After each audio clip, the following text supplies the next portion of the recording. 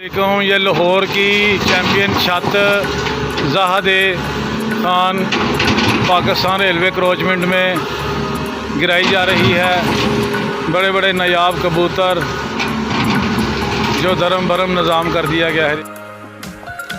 लाहौर की चैम्पियन छत ज़ाहद खान की, जिसका बिलाल ये इंक्रोचमेंट है, इंक्रोचमेंट कर रहे हैं सारे पाकिस्तान रेलवे की तरफ से ये इंक्रोचमेंट कर रहे हैं। ये छत जो सी 0 मीटर हो चुकी है। ये लाहौर की चैम्पियन छत ज़ाहद खान पाकिस्तान रेलवे क्रोचमेंट में गिराई जा रही है। बड़े बड़े नायाब कबूतर जो धर्म भरम निज़ाम कर दिया गया है रेलवे की तरफ से ये क्रोचमेंट की जा रही है और लाहौर की चैम्पियन छत ज़ाहद खान